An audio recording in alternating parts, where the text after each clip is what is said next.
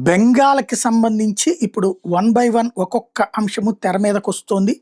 ఇందులో తాజాగా జరుగుతున్న ప్రచారంలో కీలకం ఏంటంటే బీజేపీ నాయకుడు రాకేష్ సింగ్ కోల్‌కతా పోర్ట్, కోల్‌కతా ఓడరేవు ప్రాంతంలో ప్రచారం చేస్తూ ఈ ప్రాంతాన్ని గతంలో నో గో జోన్ అంటూ అక్కడికి వెళ్ళడం కష్టమని, తృణమూల్ కాంగ్రెస్ పాలనలో ఉర్దూ రాజకీయాలు ఇస్లామీకరణ పెరిగాయంటూ విమర్శించుకొచ్చారు.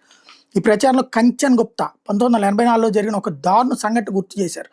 అప్పుడు Kolkata police deputy commissioner port division Vinod Kumar Mehta 35 సంవత్సరాల వయసు ఉన్న ఐపీఎస్ అధికారి మార్చి 18, 1984న గార్డెన్ రీచ్ కోల్‌కతా పోర్ట్ ప్రాంతంలో హోలీ సందర్భంగా జరిగిన కలకలం అదుపు చేయడానికి వెళ్లారు. అక్కడ ఒక మాబ్ అతన్ని మరియు అతని బాడీ గార్డు కానిస్టేబుల్ ముఖ్తార్ అలీని దాడి చేసి హత్య చేసి వాళ్ళలో ఒకటి గల్లీలోకి లాక్కెళ్ళి బాంబులు, ఇటుకలు, కత్తులతో దాడి చేసి దారుణంగా చంపారు. వినోద్ మెహతా శవం నగ్నంగా కళ్ళు తీసేసి కత్తి గాయాలు, కాల్చిన గాయాలతో డ్రైన్లో కనుక్కున్నారు. ఇది బహిరంగంగా వందల మంది చూస్తుండగా జరిగినటువంటి దారుణమైనటువంటి ఘటన. ఈ హత్యకు సంబంధించి 40 మందికి పైగా 9 మంది మైనర్లతో సహా కేసు నమోదైంది. కొంతమంది ముఖ్య నిందితులకు మరణశిక్ష కూడా విధించబడింది. కానీ తర్వాత జీవిత ఖైదుగా మార్చేశారు. ఈ సంఘటన సమయంలో అప్పటి లెఫ్ట్ ఫ్రంట్ ప్రభుత్వం జ్యోతి బసు సీఎం ఉండగా జరిగింది.